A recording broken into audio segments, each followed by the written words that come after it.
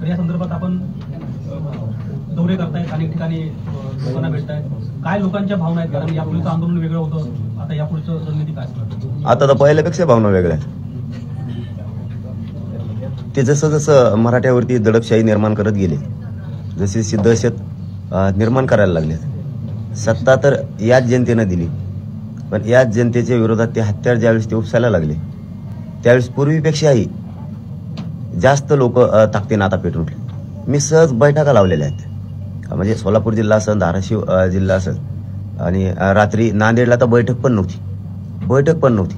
तरीही 2 बैठका झाल्या की एका बैठकीला 40-45 हजाराच्या खाली लोक नसतात. बैठकीला मीच परेशान झालो रात्री तिथं. तुम्हाला बैठक दिली आणि कसं होतं, म्हणजे समाजाच्या लक्षात आलं सरकारनं इतकं दुपारी, जे आपल्याकडे म्हणते द्या दुपारी फसवणूक केली, इतक्या दुपारी आणि एवढी मोठी धूळफेक करणं हे सरकारच्या दृष्टिकोनातून चांगलं नाही. म्हणून मराठा जास्तीचा ताकदीनं पेटून उठला आणि मी माझ्या समाजासमोर ठेवलेलं आहे करताना प्रत्येक. त्यामुळे समाज पुन्हा एकदा ताकदीनं पेटून उठला. हेच जर कुठं केलं असतं आजूबाजूला तर समाजाचा विश्वास राहिला नसता. समाज ताकदीनं उठलाय. बघतो आम्ही 8-9 तारखेपर्यंत किती काल करता आणखी सरकार.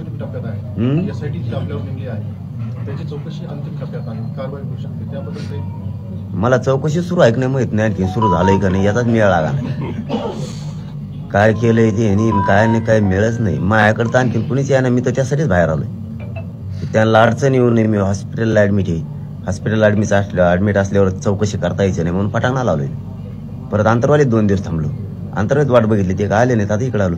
अंतिम टप्प्यात म्हणल्यावर झाला असं ना अहवाल. मग मागं त्या दिवशी रात्री येऊ नेमले त्याच दिवशी झालं दिसतोय 100%. मी त्या दिवशी एक शब्द बोललो होतो, अहवाल तयार झाला कळायला मला. त्यांच्या खूप खात्रीलायक माणसाने सांगितलं होतं अहवाल तयार झालाय आणि तुम्हाला अटक करणार आहेत आणि तुम्ही मध्ये काटा आहेत सत्तेचे आणि मराठ्यांचे आणि भाजप जे सत्ता आहेत याच्यामध्ये काटा आहेत, तुम्ही तो काढल्याशिवाय पर्याय नाही तर 10% याच्यावर थोपवा, नसता याला गुतवा. मग त्या दिवशी सागर बंगल्यावर त्यासाठी चाललो होतं. मला त्याच दिवशी कळालं होतं हे करणार आहेत म्हणून.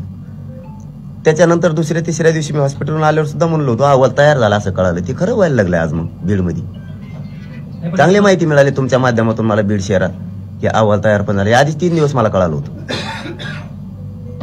बीड जिल्ह्यामध्ये गुन्हे देखील दाखल झाले 2 ठिकाणी. तुमचाच तालुका असलेल्या शिरूरमध्ये एक गुन्हा दाखल झाला आणि अमळनेरला एक गुन्हा दाखल झाला.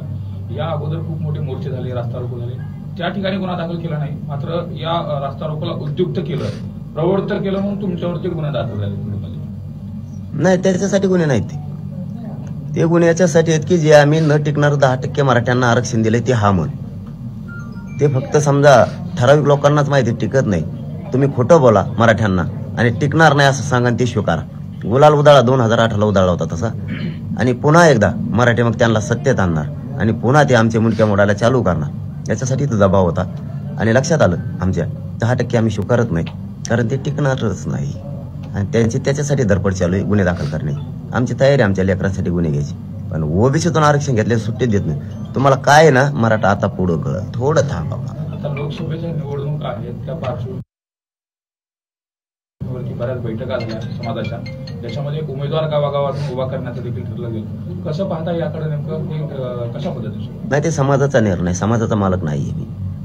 माझा मालक समाज. मी मुलगा म्हणून निमित्त म्हणून पुढे होऊन फक्त काम करतोय. समाजाचा निर्णय तो मालक आहे, मालकाने घेतलाय. शेवटी त्यांना अधिकार आहे. आता तुम्ही जर असं रस्त्यावर बोर्ड लावून देत नसाल, त्यामुळे गुन्हे दाखल करणार असाल, तुम्ही रस्ता रोको करू द्या ना, सभा बैठका घेऊ द्या ना, त्याच्यावर गुन्हे दाखल करायला लागले. मग आता कायद्याने अधिकार दिलेला ते तर करून देतात ना. का फॉर्म भरला म्हणून जेलला टाकणार आहे सगळ्याला? तो अधिकार आहे त्याचा, ते करू शकतात, कोणी टाकू शकते. 50-60 हजार लोक टाकू शकते, असं काही नाही. मात्र वडेट्टीकरांचं म्हणणं आहे की अशा पद्धतीनं उमेदवार उभं करण्यापेक्षा जे मातब्बर पक्षाचे उमेदवार आहेत त्यांना आडवं करा, असं वडेट्टीवारांचं म्हणणं होतं. त्याकडे कसं होतं? मराठीने बहुतेक त्यासाठीच निर्णय घेतला असेल ना. स्वतःचे लेकरं उभा केली त्यांनी 50-60 हजार. मातंबर हाय कोण? सगळे बारबाटलेले तिथून. कोणी मातंबर कशाचं? सगळे आमच्याच मुंडक्यावर पाय देऊन पुढे गेले. आज आमच्या बाजूने बोलायचं बोलला का एखाद्या दिवसात? कोणी मातंबर? एखादा मातंबर बोलला का सगळ्या स्वारीची अंमलबजावणी करा नागपूरच्या अधिवेशनात किंवा आत्ताच्या मुंबईत झालेल्या अधिवेशनात? मातंबर हाय कोण? आमच्या मागं लागलेले मातंबर असतात का? त्यांना आडवं करणार बहुतेक मराठीने त्यासाठी निर्णय घेतला वाटतं. पण उमेदवारांची संख्या जर वाढली तर निवडणुकाच होणार नाहीत. महाराष्ट्रात निवडणूक लोकसभेची होऊ द्यायची नाही असा काही डाव आहे का? असा प्रयत्न होईल की किंवा असा प्रयत्न होणार नाही, शेवटी जाऊन काही सुला निघेल? नाही, सांगितलं होतं मी त्यांना की मराठ्यावर डाव टाकू नका, मराठ्याने जर ते डाव टाकला तर तो डाव तुम्हाला सुटणार नाही. शेवटी मराठ्यांनी टाकलाच. तुमच्या बाजूने जे आज समाधान करतायत किंवा मीडियावर बाईट देत आहेत त्यांच्यावर गुन्हे दाखल करण्याची प्रक्रिया पोलिसांनी सुरू केली आहे, अटक देखील चालू आहे. तर त्या संदर्भाने काय सांगा, म्हणजे तुमचे कमजोर करण्याचा प्रयत्न चालू आहे का?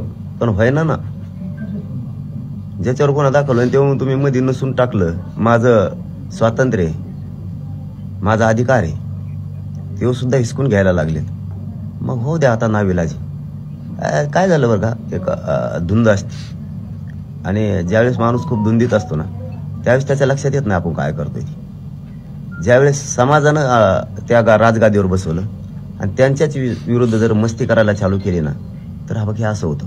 याला धुंद म्हणतात. गोरगरिबांनी एखादी पोस्ट टाकली त्याच्या विरोधात गुन्हे दाखल करायचे, रस्ता रोको केले गुन्हे दाखल करायचे, बोर्ड लावले गुन्हे दाखल करायचे. पण उद्या तुमच्यावर पण वेळ आहे. थोडं थांबा, मला लई जास्त विषयावर खोलात आत्ताच नाही बोलायचं. आम्हाला आणखीन 4-5 दिवस बघायचे कोण कोण काय करतो, कोणचा आमदार मंत्री सरकार. तुमचं बारकाईनं लक्ष आहे सगळ्यांवरती. पण दबाव किती टाकला, दडपशाही किती केली, मराठी 1 इंच सुद्धा मागे सरकत नाही. 1 इंच. मी स्वतः आता बघून आलो. धाराशिव मध्ये एका छोट्या ह्याच्यात बैठक लावा म्हणून सांगितलं होतं. लोक वाढत गेले म्हणून त्यांना 6 स्क्रीन लावायला लागल्या. ते पूर्ण मंगल कार्यालय भरून मोहोळ मधली सुद्धा मंगल कार्यालयात बैठ होती. नाविलाजानं 6 मंगल कार्यालयाच्या मधल्या ग्राउंड मध्ये घ्यायला लागले. असले शाने तर होते शाने, नाहीतर मराठ्यांनी आम्ही आता लोकशाही मार्गाने खेटायचं ठरवलंच. दुसऱ्या टप्प्यातील आंदोलन आहे ते सरकारकडून कुठेतरी दडपण्याचा प्रयत्न सगळा सुरू आहे. गुन्हे दाखल होणं आता जे विषय झाला त्याचं किंवा बॅनर काढणं, तर याला कसं प्रत्युत्तर तुम्ही देणार आहेत किंवा काय रणनीती असणार? होईल, उत्तर मिळणार आहे. 2-3 दिवस थांबून बघणं खूप गरजेचं असतं. आमचं म्हणणं असं आहे की ते गुन्हे याच्यासाठी करायले की 10% स्वीकारा. सत्तेच्या आणि मराठ्यांच्या मधला हा काटा आहे म्हणजे मी, याला बाजूला काढा तर आपलं काहीतरी होऊ शकतं. नसता दिल्लीतलं माझं वजन कमी होईल आणि राज्यातलं होईल. हे 36 आमदारांची बैठक घेतलेली त्यांनी आणि याच्यात सांगितलेलं मराठ्यांचे आमदार भिडा म्हणून ते आता 2-4 जण नव्हते ते तुटून पडले मध्ये. आता त्यांना कळलं, आता त्याला आणा लागलं अमेरिकेहून कॅनडावर मतदान, इथून नाही तिकडून आण म्हणायचं. आता रिव्ह्यू करू लय वळवळ करीत होता ना, जाती कोण बोलायचं तर पक्षाच्या नेत्याकडून बोलायला लागला. त्यांनी मोठं केलं की तुला गोरगरीब मराठ्यांनी मोठं केलं. बोलून गेला त्यांच्या समाधानासाठी तिथं, पण इकडं तोंड ज्यांनी तो डोक्यावर हमेशा गुलाल टाकला यांच्याशी द्यायचा. आता त्यामुळे त्यांचं मत काय की 10% स्वीकारायला लावा, नसता याला मध्ये टाक. याच्यासाठी हे गुन्हे चालू आहेत. पण आता कोणी सहकारीच भ्यायला तयार नाही. तुम्ही जर असं करणारच असाल तर मग आमच्या लेकरात वाटलं करावं का केशीसाठी? मी जर म्हणलं आता यासाठी नेमले मराठी सोडून देतो, जातो पळून, जर राहतो आसामला जाऊन तिकडं, चालन का? संकटाला सामोरं जायला लागतं. मराठ्याने संकट असले याच्यापेक्षाही मोठाले तोडलेले. किती गुन्हे दाखल केले तर आमच्या पोरासाठी गुन्हा दाखल होतोय, आम्ही घ्यायला तयार आहे. दुसऱ्यांसाठी घेतलेत, हे तर स्वतःच्या पोरासाठी घ्यायला लागलोत आम्ही, आणि ते बी खोटे काहीच न केलेले गुन्हे घ्यायला तयार आहेत आम्ही. कर तुला काय करायचं ते 10-15 दिवस करशील, तिथून पुढे काय तो हातात राहणार. 36 आमदार कुठे भेटले होते आणि काय चर्चा झाली होती? कुठल्या पक्षाचे ते आमदार होते? सगळे त्यांचेच, तिघाची. तिघ आहेत का 4 आहेत कोणाला माहित. मला मिळ लागा ना त्यांची किती जण आहेत ती सांगणाऱ्याने सांगितलं, पण नाव सांगणं चांगलं नाही दादा. ही खूप मोठा विषय. शेवटी काय असतं, माझ्या आजूबाजूचं मी काय करतोय हे जर गृहमंत्र्याला मुख्यमंत्र्याला माहित होणार असलं तर याचा अर्थ हे आजूबाजूचे माझ्याशी गोड बोलतात आणि तिकडे पण बोलतात. याचा अर्थ असा आहे. मग तुम्ही जर माझे फोडू शकता मग कशाच्या जोरावरती मला नाही माहित तुम्ही कशाच्या जोरावरती. ते माझं संघ पण येतं तुम संघ पण येत. पण मी जर आता यांना म्हणतोय तू सरक बाजूला, तू दुसऱ्या पार्टीत जातोय, मी ते नाही बॉम्ब लाईल तिकडे विरोधात मराठ्याचे, त्यापेक्षा मला माहित असून म्हणतो तुलाही चांगला आहे. मला माहिती आहे सांगत आहे सगळं, तरी पण म्हणतो तुलाही चांगला आहे सध्या. कारण मला माहिती आहे मराठ्यांच्या विरोधात हे बोलणार आहे जो, कारण स्वार्थ इतका भयानक असतो. स्वस्वार्थ, समाजाच्या स्वार्थासाठी माणूस मरायला भेट नसतो, पण स्वस्वार्थ इतका भयानक असतो तो समाजाला सुद्धा बघत नसतो. तसं माझं जसं माहित होतंय तसं साहेब मी बी समाजासाठी माझी जीवाची बाजी लावली. त्यामुळे कोणाच्या तरी मी पण हृदयात बसलेलो आहे तिथं पण. मग तिथं अधिकारी असेल, तिथं कर्मचारी असेल, तिथं नेता असेल, तिथं आमदार असेल, तिथं मंत्री असेल, तिथं कामगार सफाई कामगार असेल, एखादा तिथले वकील असतील, तिथले कुणीतरी असतील, त्यांच्या जवळचे कार्यकर्ते असतील, कुणीतरी मला तिथं मानणार असणार आहे. तेव्हा पाठ्या मला सांगतो, तेव्हा म्हणतो ना माझ्या लय काळजाला लागलं राव, माझ्यासाठी ते देव आहे, लय काळजाला लागलं, असं असं चालू आहे. साहेब असतंय, तुम्ही किती खोल घरात शिरलेला आहेत. आम्ही भावनेनं खोल घरात शिरलो, जर कोणाला रुपया देऊ शकलो नसलो तरी. भावना बसलेली आहे लोकांची मनात. तर हे सगळी बैठक कुठं झाली याची माहिती आहे का? सगळ्यांची नावं सार्वजनिक आता का करत नाहीत? कारण नाही अनेक हे वेळा यासाठी तुम्ही हे करायचं सगळं मनात ठेवता आणि मनात कुठे ठेवतोय सांगतोय धडाधडण प्रत्येक वेळेस सांगितलंय. तुम्ही सांगणार आहेत का सार्वजनिक? नाही या साईडला सांगणार त्याला जोडून त्याला या साईडला सांगणार ती माझ्याकडे आली का तिला सांगणार ते म्हणते ना माझ्या मागं शरद पवार आहे उद्धव ठाकरे आहे म्हणतात ना ते म्हणतात ना ते आहेत मागं माझ्या 2 जण.